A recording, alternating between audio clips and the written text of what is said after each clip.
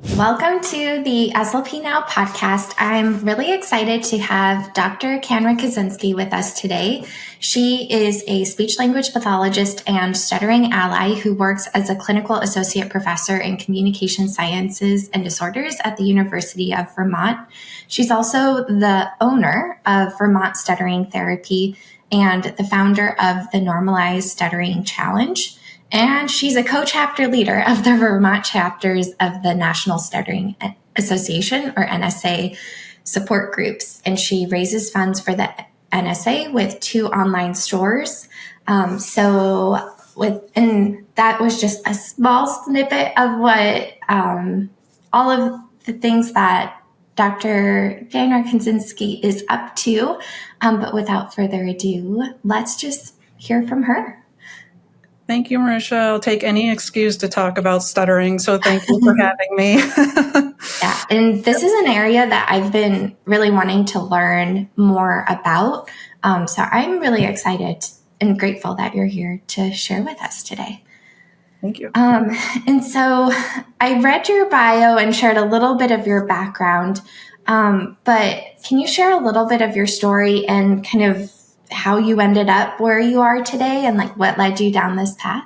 Sure. So I had never met a person who stutters until I started working with Barry Guitar at the University of Vermont when I was a student there.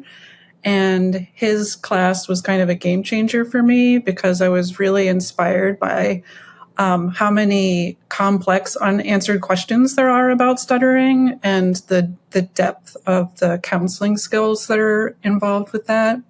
And Barry, I don't know if you know him or met him, but he's just the nicest human that ever lived. So if you need a good model of how to connect with people and show, like, he's basically walking empathy is how I describe it. And he's very open about his own stuttering. So I just kind of learned how to try and soak all of that up. And I'm not a person who stutters myself, so I try and do that from the non-stuttering angle of that, and to be open and not make assumptions, those kinds of things. So after school, I worked for 5 years in Montreal, and then I came back and did my PhD with Barry, and I have stayed at the University of Vermont since then. So I supervise graduate students working with people who stutter there. But I really missed kind of also doing a lot of the hands-on work myself. And Vermont is a very rural state. And so unless you live up near the university, it's hard to access those services. So I did start a private telepractice to kind of offer services outside, a certain distance from the university. And in the meantime, my niece was born, and it turns out that she stutters. And we don't have anybody who stutters in our family. So that was really interesting. I was there the day that she started to stutter at Christmas. And to see it from that personal angle after working with people who stutter for so long just brought, it was a different perspective to have it be in my family. And so then I have done this for about 18 years, and I have heard a lot of stories from folks, and many of them are uplifting, but a lot of them are very upsetting. So in terms of my drive to kind of take some of these advocacy steps, one of the men I worked with said that every time he stuttered as a child, he got punched in the head by his father. And a man that I work with just recently got banned from a coffee shop because of his stuttering. I'm sure that he must have had a lot of secondary behaviors, and they thought something else was happening, which is terrible. And I've heard really unfortunate stories of even teachers making fun of kids who stutter here in Vermont. I also, and this is a content warning for folks, I have lost 2 of the folks that I work with or were friends with who stuttered to suicide. And so I get very protective of people who stutter and their voice, and it really charged me up to do more and to step in and to normalize stuttering, and not just in our own circles, but globally. And so I'm trying to give a platform to stuttered voices.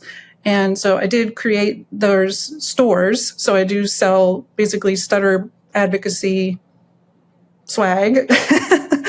I also sell things for allies, so SLPs and SLPAs and audiologists, but the overarching theme that I try and focus on is for just the basic human right to be heard, right? I mean, that's really all that people who stutter want and need, is to be heard, and to say what they want when they want, and to have it be okay that when they say it, it's stuttered.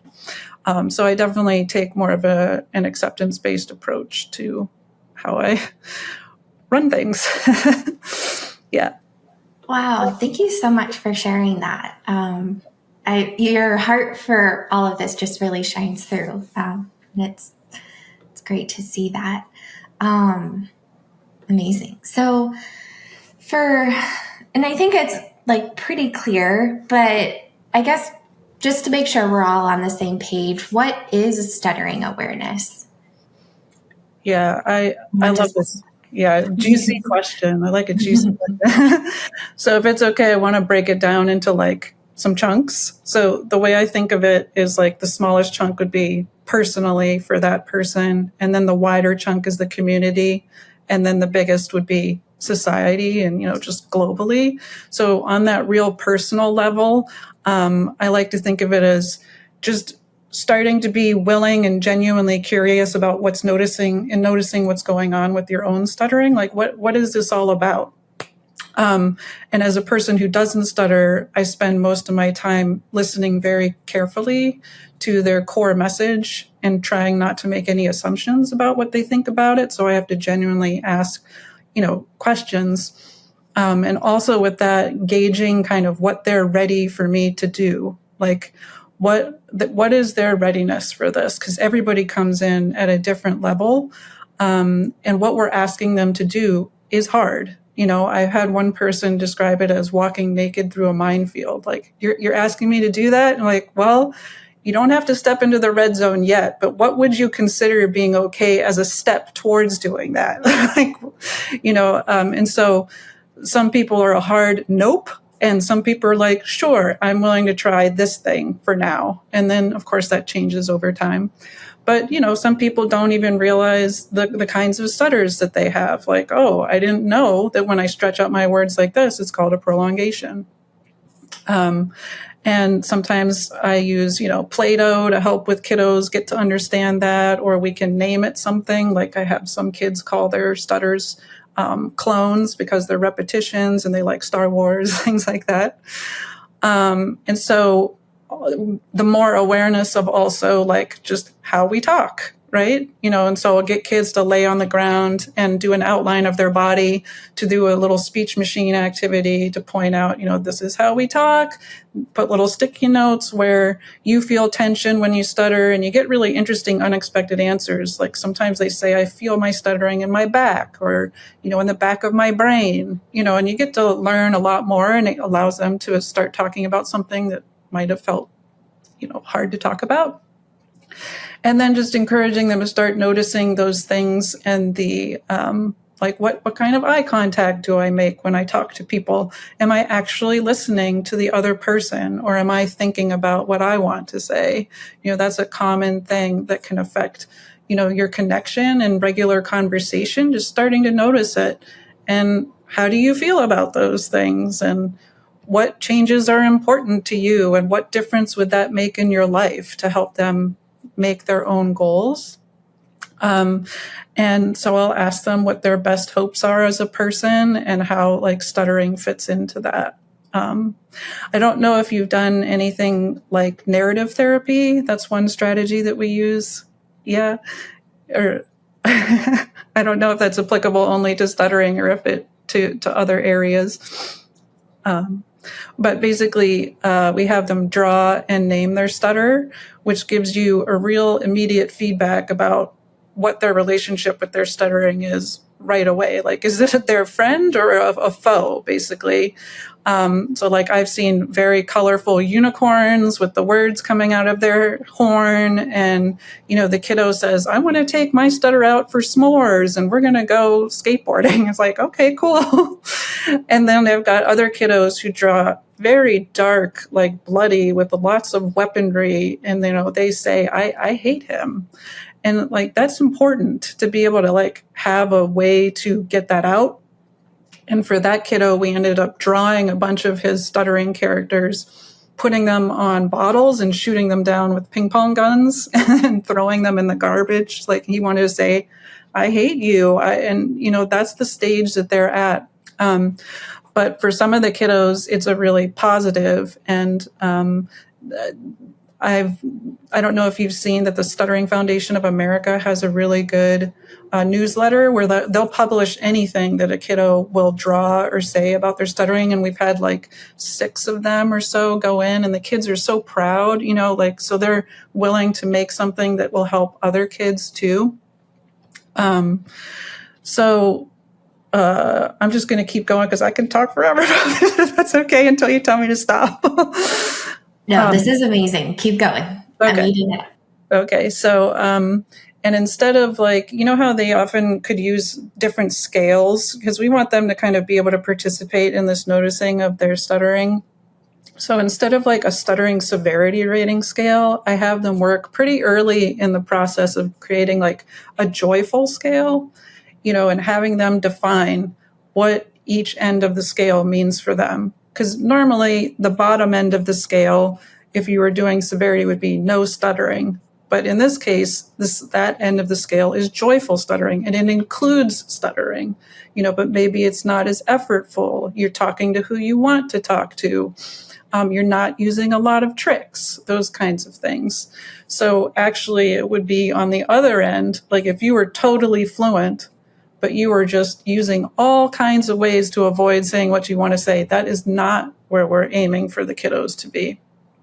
So I also, in that process, they kind of define what is meaningful to them, like what to flip something that might have been negative into a positive. So they might come up even with like a mantra related to joyful talking. And some of the kids that I work with, we actually say those mantras together at the beginning of every session. Like, okay, here we go. Let's say our mantras. And some of them would be like, I deserve to be heard. I was born that way, and that's okay. Stuttering is just how I talk, etc. And one adult that I work with actually said that he wanted his scale to be what he wants to be the person his younger self would be proud of. And so every week when he comes in, I was like, okay, what did you do this week that your younger self would be proud of? So generally with that whole personal sense of self-awareness, or stuttering awareness, I want them to start to be aware of everything that's going on for them and to start considering accepting that full identity as a person who stutters instead of like taking on the false role as somebody who does not stutter.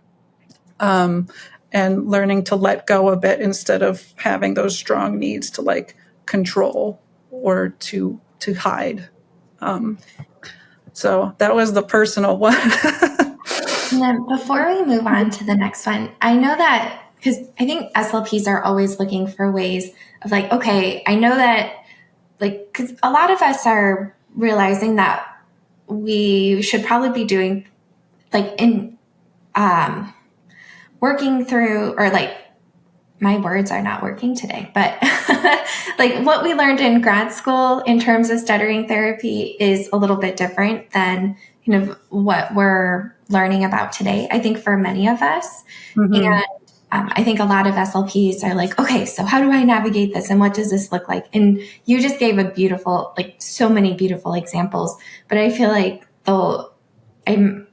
I'm sure that they'll want to know more about the joyful scale. So it sounds like you kind of customize that scale depending on your client, or do you have like a resource as with an example of that? I'd be happy to share one after in the show notes too, but literally I can come in with a blank sheet of paper and say, okay, we're going to just find a way. I'm going to check in with you every week about how you feel you're doing. And in order to do that, we need to kind of know how to gauge that. And so I like to give a lot of power to the students to do this, give them a lot of control in general. So yeah, they might not want to call it joyful talking. They might want to use a different word. And I just kind of go with that. And they're going to define what the other side of the scale means.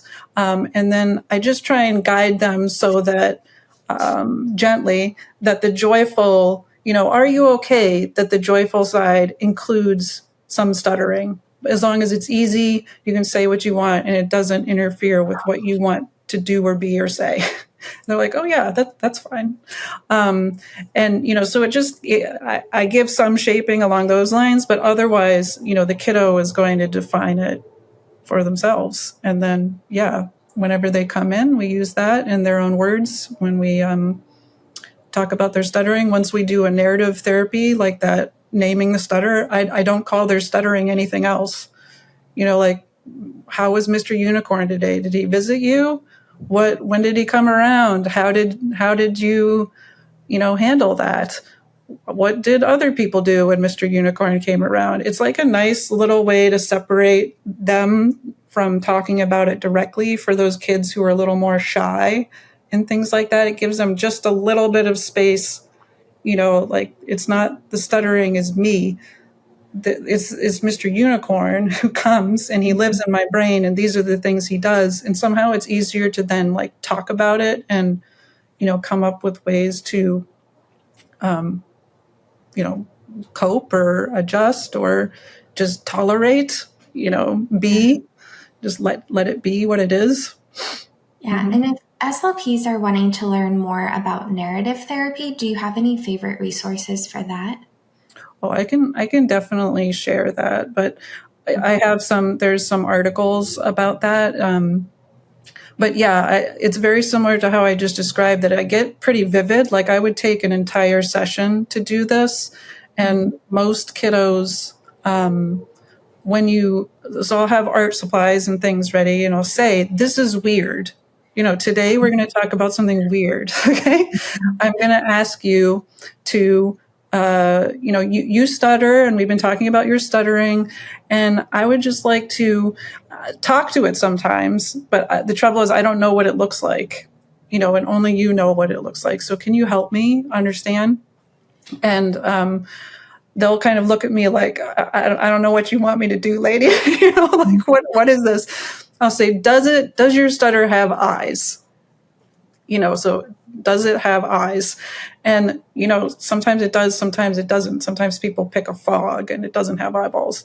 But somehow asking that question, does it have eyes, like leads them to get going. And then you start commenting on, oh, I noticed you picked, yellow and blue crayons here for this color. And he's wearing, it looks like he's wearing a cape.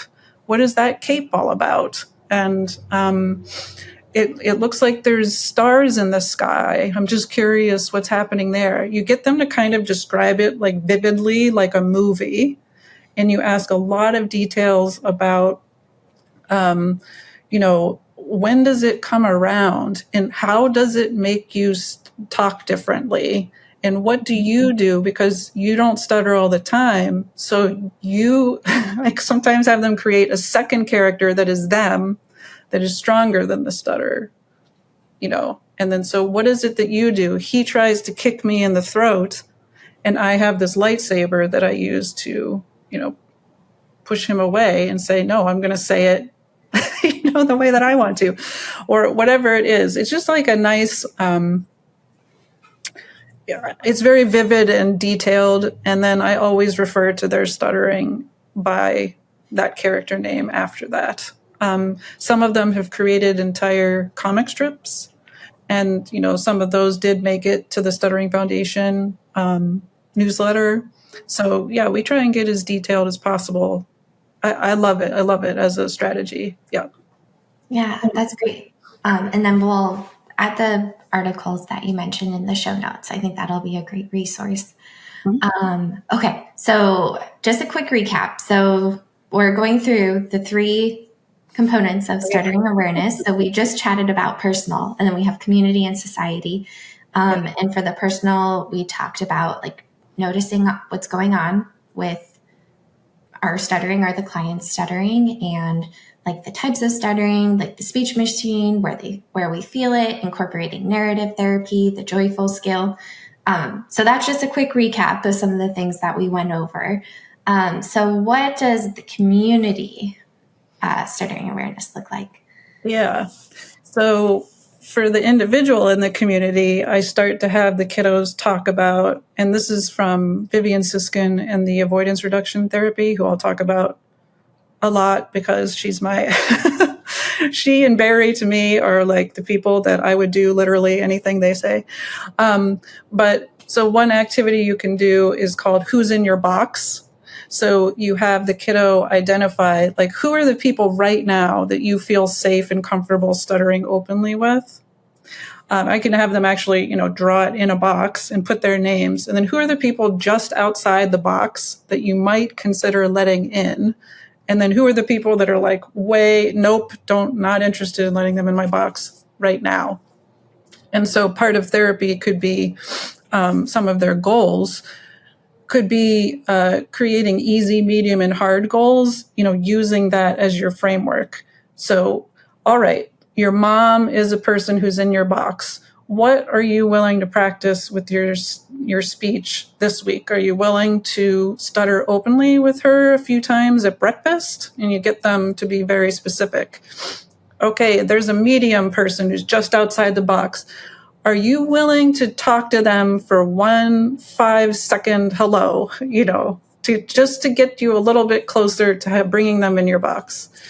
And for the outside people, or if they have something really high up their hierarchy, they would get like an A+ just for even doing that thing, I never want to give a presentation, but they're willing to do that with their teacher as a starting point. Like, just because they did it and they were willing to take this risk, that is kind of redefine what their success is. And, what difference would it make if you were to bring more people into your box or your community? The other people in the community are, of course, their parents and their close family and how they respond to their stuttering. And, there's tons out there with Palin, parent-child interaction and patient listening and low-pressure environment, talking to siblings about interruptions, things like that. But the parents need community too. So I often will try and connect them with other parents whose child stutters. They have a lot of valid things that they're thinking about. Even with the 2-year-old, they're like, I don't know if they're going to be able to ask somebody to prom. It's like, okay, this is important to them. They're thinking way into the future. So I ask them their best hopes as well. That's another good cognitive behavioral therapy kind of discussion, where I might even meet with them separately from the child if I see that they're very anxious. And I give them a list of, or I ask them to say, what's good enough for the outcome of their stuttering? And to kind of rank that from 1 to 10. If 1 means it's, not affecting them at all, and a 10, like, where are you okay? And then asking them the child's best hopes, like, for their life in general, I want them to be a good friend and parent and have a job they love, all of those things. And then you can ask them to rate, well, where are they on their scale to meeting all those best hopes? And if they say, well, he's a 4-year-old, so he's like a 3, it's like, okay, that's fine. Yeah. But what makes him not a 0? And they list he's very clever and creative and independent and funny and smart. And I have them read that list back. I read it back to them and I say, what does that say about you as a parent? And it's kind of and then I ask them again, what is your good enough after that discussion, to see if it's changed. And we have seen some dramatic things where they're like, I absolutely want -5 stuttering, don't want it to happen at all. And then after we have this discussion, they realize they've got a great, amazing kid on their hands. It's going to be fine no matter whether they stutter or not. Then they normally adjust that. So that's another really awesome activity for parents that I've found to be successful. And then teachers or other people in the community, of course. I know a lot of SLPs are working in the schools. I encourage my clients to write letters to their teacher, and there's a little, there are some templates out there, but mostly it's about to say, these are the kinds of things that I like, and this is what my stuttering is like, and this is what helps me.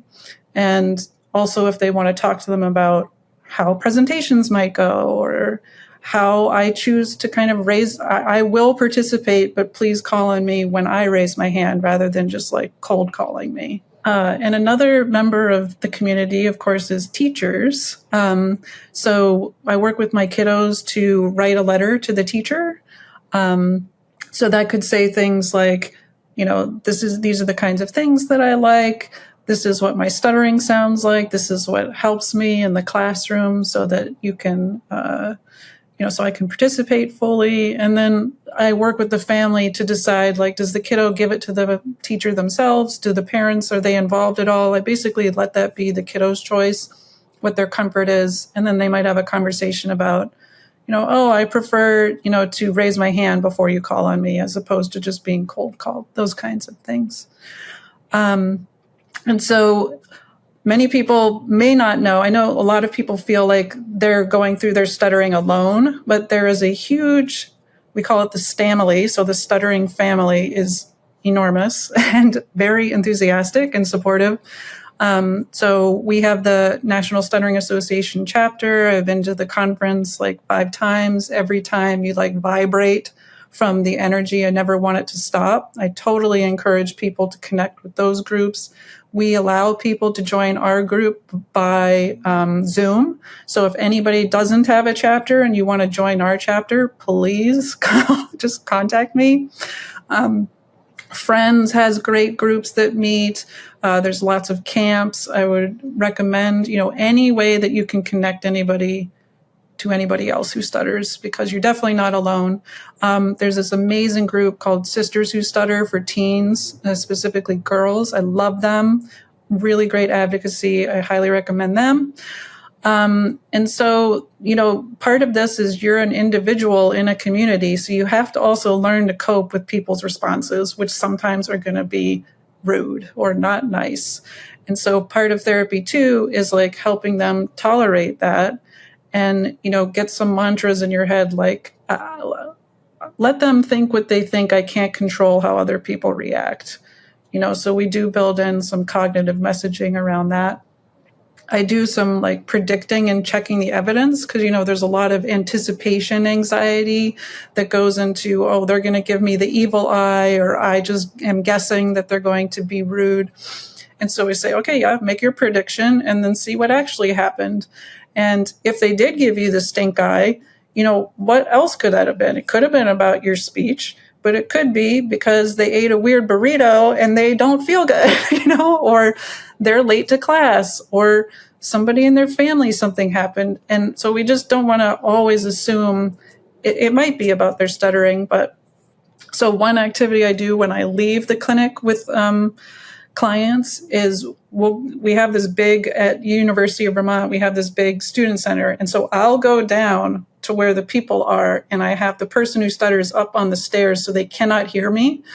And I say, okay, you tell me whether I stuttered just by the reaction of the person that I talk to, right? So they can't hear me. They can't hear if I'm stuttering. They're just looking at the person I'm talking to. And then I'll go up and say, okay, what do you think? Did I stutter or not? They're like, oh, you definitely stuttered, because they looked uncomfortable and they ran away from you. And it's like, okay, all right. On that one, I did not stutter.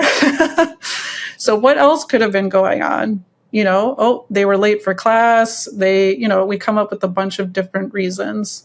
So anyway, I like that. That's, called, predicting and checking the evidence, basically, to help learn to undo some assumptions that might be happening. So yeah, that's my community box, I would say. Yeah, I love that. And I love the approach of thinking about, okay, like what can we do to educate like parents and teachers, but then also helping the clients come up with strategies because we're like, of course, the goal of stuttering awareness would be for everyone to be accepting and all that, but that's likely not going to be the case. So I love incorporating those strategies of just coping with those rude responses, because I think, unfortunately, that's just It's life, no matter whether we stutter or whatever, whether we have like brown hair, pink hair, whatever it is, there's always going to be that. So I Yeah. love that. Okay, should we dive into the society piece Oh, then? yeah. Okay, sure. Okay, this is the big one. I know. Well, this is a good one in the sense that I think the tide is turning. There's more and more awareness and more people having their voices be heard. So yes, that is the driving force of the normalized stuttering movement. And I've asked people who stutter, when will we know when stuttering is normalized? What is the day where we can be like, okay, we made it. And so people have said, when there's a person who stutters on a TV show and it's not a big deal, right? And I just heard a podcast because Mark Winsky consulted on the Penguin series, and there is an actor there who does not stutter, who he consulted with to help stutter authentically. And I'm like, that is a good baby step because, a major production company decided very intentionally to have a character who stutters, and they were very good about consulting people who stutter to make it, honor and align with what their, as best they could, their real experiences are. So I think that's a good first step. But, where is that actor that's just in a show that, you don't make a big deal, he just stutters and he's just, going about life. And another person said that stuttering will be normalized when we could say that we stutter just as easily as we say our pronouns, and pronouns that was a relatively recent shift where this is, just what we do. And wouldn't that be great if you could just say, hi, I'm Danra, I stutter, and I use she, her pronouns. So to me, in the society side of things, there's strength in numbers too.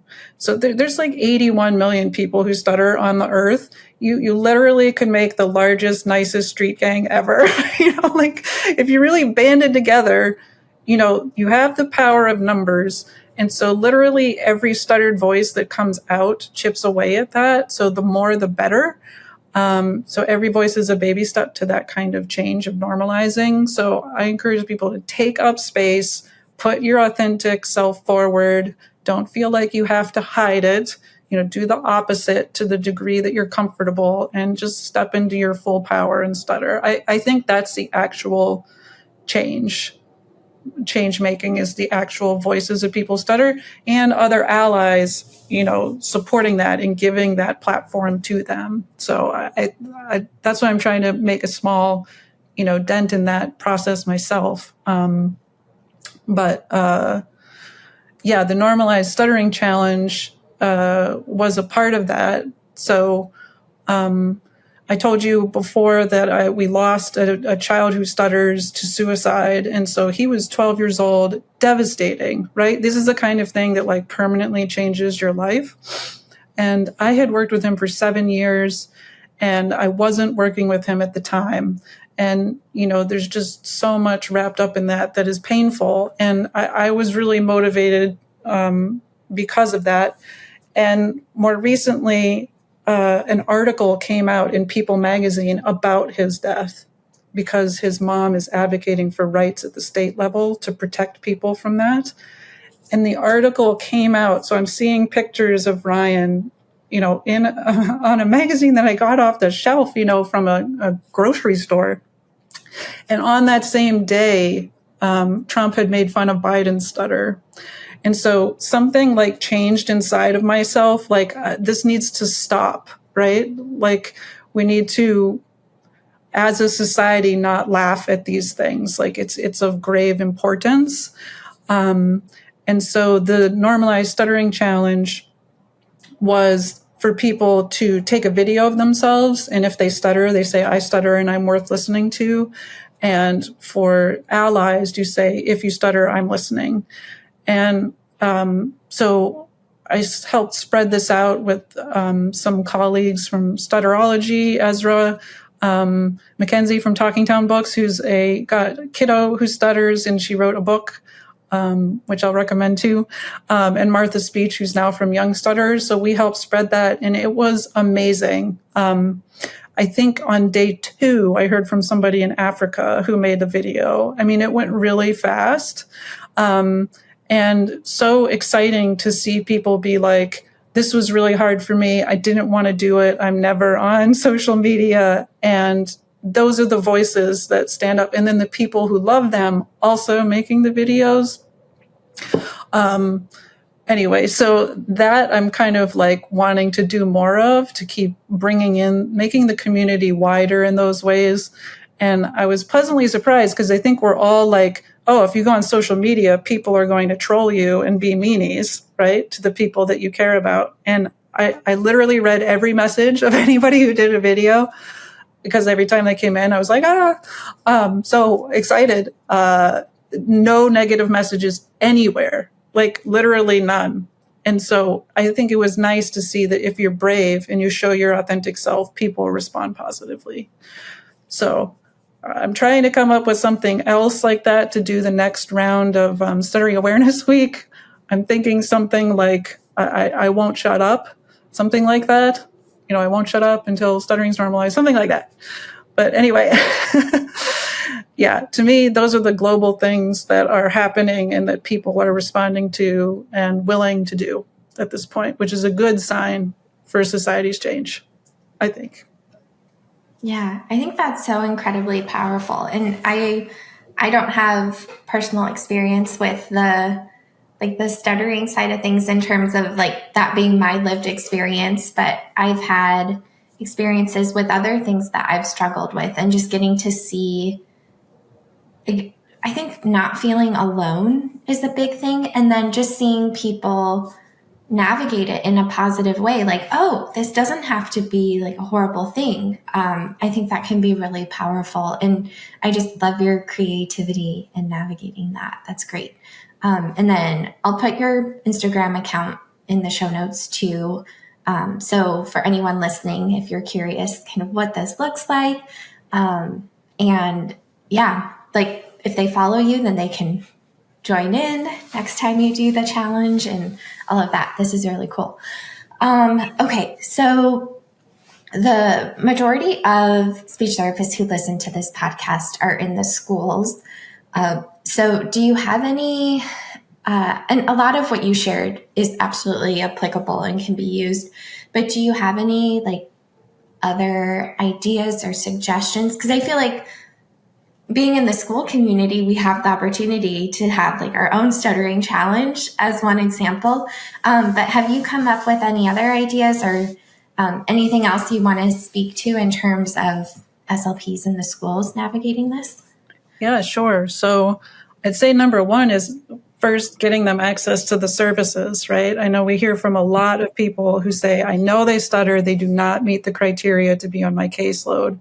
These are smart kiddos who fly under the radar. They're not standing out in any other way.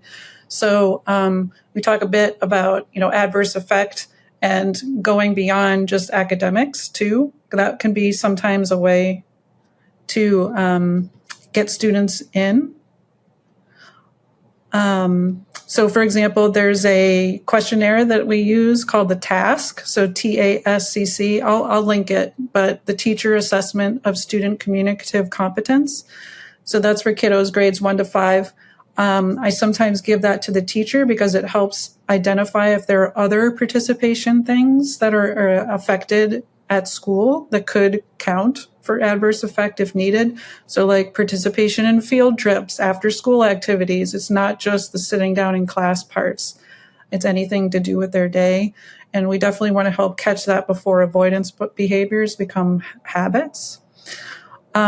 So anyway, once we get kiddos on the caseload, if you make it that far, which is great, I do everything that we talked about before. So like the speech machine, the awareness, helping them learn about stuttering and expanding their community, being mindful of their readiness levels, and toxic positivity. That part, I may come off as rah-rah, but I'm very delicate about those early stages with the kiddos. They need time. And don't underestimate the power and importance of developing a trusting relationship first. They need to, if you're going to ask them to walk naked through a minefield, they're going to need to trust you first. If you want them to be honest with you and raw about their real experiences, you need to, validate where they're at and not try and push them too far, too fast. So I don't make assumptions about where people are. I need to ask and listen. And generally, tools are annoying and unsustainable. If you're talking about things that the old set of tools like fluency shaping and things like that, and do this, do that, it's just not effective. Like in terms of these are little kiddos, self-monitoring certain things constantly is just not feasible, not for adults. Like I say, think about if I asked you how many times that you blink, during a day. It's like, okay, I've made it 12 seconds and now I'm done, right?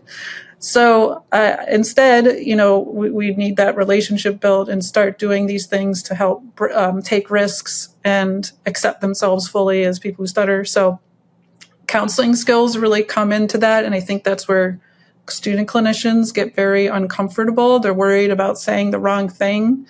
So even though we're speech people, I definitely listen more than I talk. And some of the strategies that are just foolproof would be waiting a full 30 seconds after you say something or ask them a question. And that's good for introverts and for any person who stutters, because you're giving them the chance to be their own expert. I really resist the expert role. They'll say directly to me, like, well, what do you think? And I like to just boomerang it right back to them and be like, this sounds important to you. What was your take on it? I just kind of refuse and give them the autonomy because, we want them to be their own clinicians. You don't want them to overly rely on us. And so if you've got a kiddo who's kind of like, you wait the full 30 seconds and they're like, I don't know. I say, well, if you did know, what would you say? And amazingly, most kids answer that second part question. So I just kind of relentlessly put them in the driver's seat, I guess is how I would describe that. I'm also very aware of the language that I use. So like instead of, how was this week? Because many people will be like, well, I had a bad day on this day and whatever happened. So instead, I like to frame it as, what are you proud of this week? And similar to what that other student said, for him, it was, what did you do that would make your younger self proud? So I do recommend if people are interested in counseling, they learn a bit about motivational interviewing. There's quite a lot of that in other medical professions. There's a lot of resources. I'm happy to share some of the ones that I have. But it's a way to listen to the core message and reflect back to them and kind of tag it with their values as well. So like if a kiddo says, I want to be fluent before next year, before next school year, you could say, hey, great. And what would be different if that happened? You can turn it into like a discussion point. So they have to verbalize like what all the things that would be different if that happened. And then they might say, oh, I'd walk with my head up high. I'd talk to everybody. And so you've just learned that their value is confidence, right? Right now, they're not doing those things. They're hiding away. So that would bring them confidence. And then you can always attach what you're doing and make goals related to that.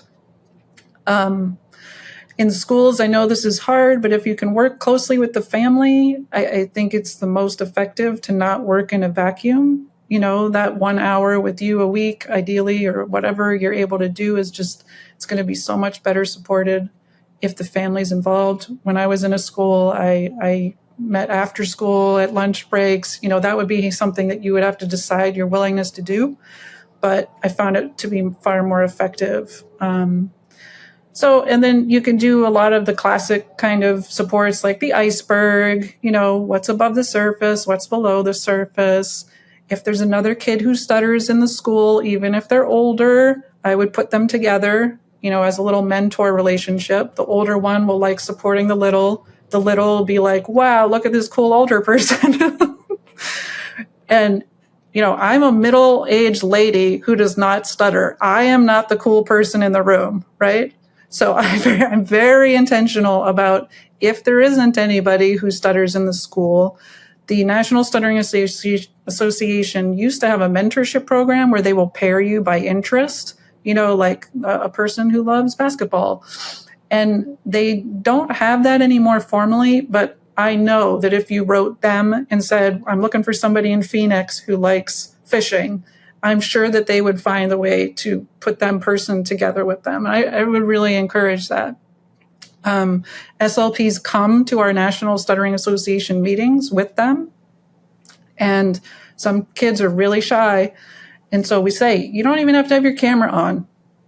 Talk to us in the chat. We just want you to be there and to listen, and it's totally fine. And then eventually they normally kind of get in. But there's also lots of really good books for kids who stutter, like I mentioned before, Talking Town books. Daniel the Digger, very cute. I read that with my niece. And she said, oh, I talk like Daniel sometimes too. I'm like, yes, that's so true.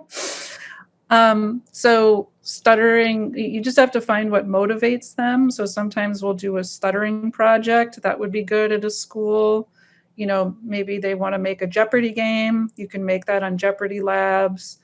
Some kids like to make little flyers about how to listen to people who stutter. We've had kids make movies or board games, all kinds of things. And if kids are brave enough, they might do a school presentation, so you could definitely facilitate that. They can participate to the degree they want. Some kids like to plan it but not participate. Other kids like to be right up front there. Sometimes I'll bring in a cool older person who stutters to help with that. We have done a Jeopardy game, the finger traps, just like when you're blocking. There's this What Would You Do video where there's, I think it was, Mark Winsky, the person who helped on the Penguin movie, he was the actor in that, and he was being made fun of at a restaurant. And we kind of talk with the kids, what would you do in this case, kind of thing. So anyway, I'm a big proponent of focusing goals, even if you're in a school, on the avoidance reduction kind of values, which would be more about joy, sincerity, authenticity, confidence, spontaneity, connection, efficiency, effortlessness. And there's a really great article, Siskin and Goldstein 2022, which I can share, that has a lot of really good, very practical ideas for how to do these things, which would totally be easy in a school. Yeah. That's amazing. So many incredible resources. The show notes are going to be full of things. And no, but this is amazing because I feel like you did such a nice job of breaking it down and giving really practical examples of what this could actually look like. Because sometimes in presentations, they'll talk about incorporating counseling, and it's like, but what does it look like? And I feel like you just gave us a million different examples, which is so empowering. And you did it in such a beautiful way. So before we close out, do you have any last things you wanted to share? Well, I have a few other resources if that helps the SLPs out there. So I mentioned a couple times ARTS, so that stands for Avoidance Reduction Therapy. So Vivian Siskin, she has it's called openstuttering.org on YouTube, and she's done some beautiful videos there. There's also real people there who have gone through the program. I really encourage people to just go there and listen. She's doing Coffee with Sarah McIntyre. Awesome. I could listen to them all day. Obviously, the National Stuttering Association, totally life-changing for many people. You can find them at westutter.org. I know you interviewed Nina Reeves and Scott Yaris. They have stuttering therapy resources and this great verbal diversity movement, which is really in alignment with these things that we've been talking about. And it has a structured way to talk about these things with kids who stutter. And if they're really into art or however they want to express themselves, there's real, what they can make it however they want. but it gives a nice structure. And then at Sparrow, they have a really excellent video for families that I think is good really for anybody to watch, but that's something else that I can link. We talked a lot about readiness. Naomi Rogers from Iowa, great article about that. I can share it as well. And the 8,000 things we're sharing in the show notes. Definitely follow people who stutter who are on Instagram. I like people like Caitlin Cohen, who's a regular person who stutters, who just talks openly about it. Sisters who stutter, all kinds of people. Mark Winsky's out there, Stutterology. There's just a million. I would encourage you to listen. And when you're doing the famous people who stutter, I know that we asked a lot of people who actually don't stutter anymore, and we're kind of moving away from that, right? So there are people like Michael Gilchrist and Emily Blunt. I did hear I heard an interview with her. She still does sometimes stutter. George Springer, who's a baseball player. Elvis stuttered his whole life. So I try and find more people who continue to stutter when we're talking about famous people. So I guess my message too, that I hope people who stutter would take from this, and maybe you can carry this forward in your work as SLPs, is that fluency is overrated. We're encouraging our students to take back their power, be big, make sure they know that their stuttered voice has value. We're listening to them. They deserve to be heard. They're not alone, and do not shut up. I think those are my final messages. I love that. Thank you so much for being so generous with your time and expertise. This was an incredible podcast. Again, chock full of resources. So thank you. And yeah, thank you to everyone for listening too. And that's a wrap.